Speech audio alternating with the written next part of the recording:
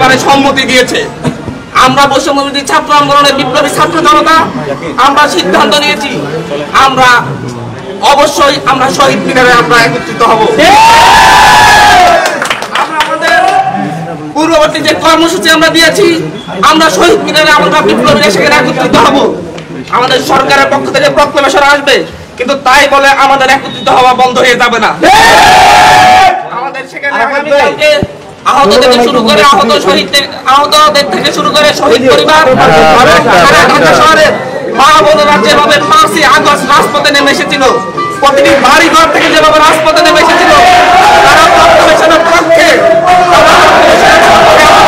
অবস্থান নেবে।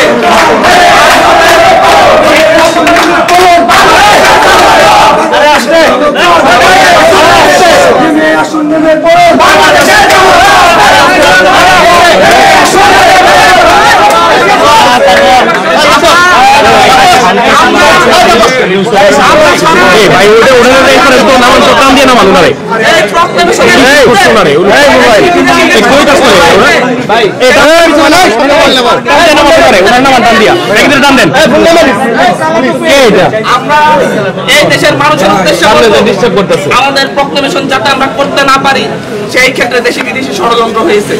সেই ষড়যন্ত্রের পেরেক মেরে দিয়েছে আমাদের অন্তর্বর্তীকালীন সরকার।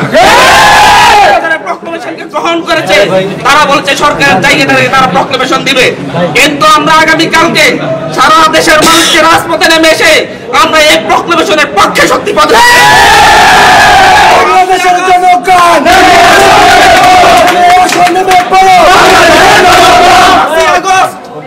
5ই আগস্ট ঢাকা শহরের প্রতিটি বাড়িঘর থেকে মানুষ নেমে এসে এদেশের গণঅভ্যুত্থানের পক্ষে শপথ নিয়েছিল। গণঅভ্যুত্থানের ফ্যাসিস্ট হাসিনার বিরুদ্ধে মানুষ রাজপথে নেমে এসেছিল।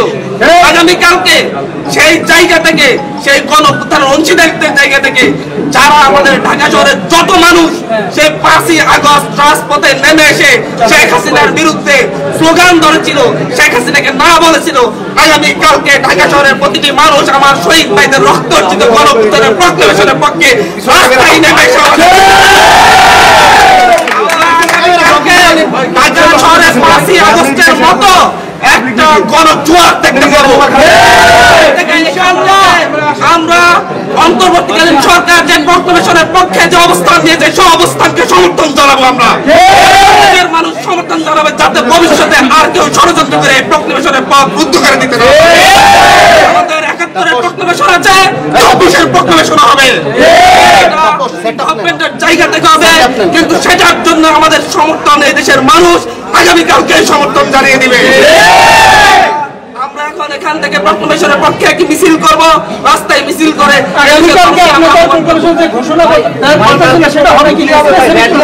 আমরা সেটা আপনাদেরকে বলছি, আমরা প্রক্লেমেশনের পক্ষে আগামীকালকে এই দেশের মানুষ অবস্থান নিবে